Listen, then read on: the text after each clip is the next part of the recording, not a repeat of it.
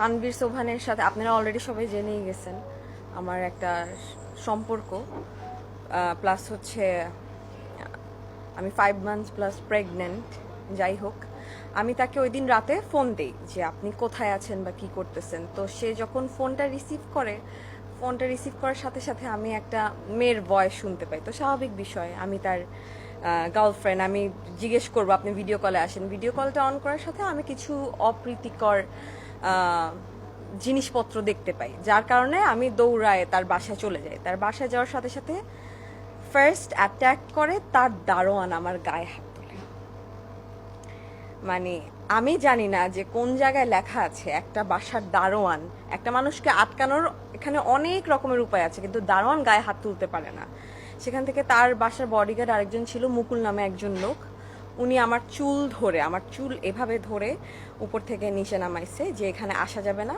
দেন আমি 1 ঘন্টা 30 minute wait করার পর সে ওই মুহূর্তে যেই মেয়েটার সাথে ছিল তাকে নিচে নামিয়ে আমাকে বলছে যে আসো, তুমি উপরে আসো। আমি উপরে আসার পর সে আমার সাথে অকথ্য ভাষায় কিছু গালিগালাজ করে বললো কি, নাও get the fuck out of my house, এখনই চলে যাও, আমার সাথে কোনো মেয়ে নাই। আমি চলে যাওয়ার পর আমি আবার মানে একজনের আওয়াজ পাইলাম। তারপর যখন আমি ঢুকছি আমি বুঝে গেছি যে ড্রয়িং রুমে সামওয়ান ওয়াজ দেয়ার।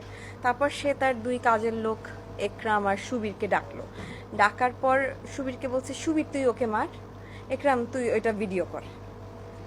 মানে তার বাসায় ওই মুহূর্তে যেই পেইড হোর ছিল, সরি টু সে, ওইটাকে রাখার জন্য সে আমাকে বিভিন্ন ভাষায় গালিগালাজ, মারধর, তার কাজের লোককে দিয়েও মারধর করাইছে।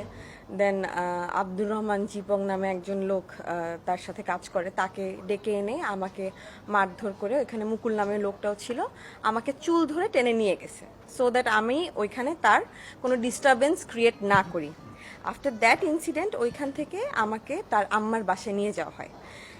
আমাকে যখন তার আম্মার বাসায় নিয়ে যাওয়া হয়, গাড়িতে থাকা অবস্থায় মুকুল নামের ওই লোকটি আমাকে বলতেছে যে এই মাগি তুই জানিস না আমার চুল ধরে আছে, কিন্তু আমার ফোনও সিজ করে নিয়ে গেছে। আমার ওই মুহূর্তে আমার ফোনও নিয়ে গেছে, আমার ফোনও ভেঙে ফেলছে। তুই জানিস না এম ব্লকে বালুর মাঠে গিয়ে কত মেয়েকে এরকম মাটি চাপা দিয়ে মাইরা ফেলি আমরা, তোকেও মাইরা ফেলবো খানকি মাগি, এই ভাষাগুলো ইউজ করে। সরি, তুই যদি আর স্যারের আশেপাশে আসিস এত ডিস্টার্ব করিস কেন। সে এই টাইপের মানুষ, সে তো মনোরঞ্জন করবেই, বিভিন্ন মেয়েদেরকে নিয়ে থাকবেই। যাই হোক, তারপর যখন আমাকে তার আম্মার কাছে নিয়ে যাওয়া হয়, তার আম্মা আমাকে কোনো ওই টাইপের কোনো আচরণ করেনি যে ওকে মারো বা সামথিং। আমাকে বলছে আমার ছেলে আশেপাশে থাকবা না, যদি থাকো তাহলে আমি অ্যাকশন নিব, মুনিয়ার যে অবস্থা হয়েছে ওই অবস্থাটা তোমার সাথেও হবে।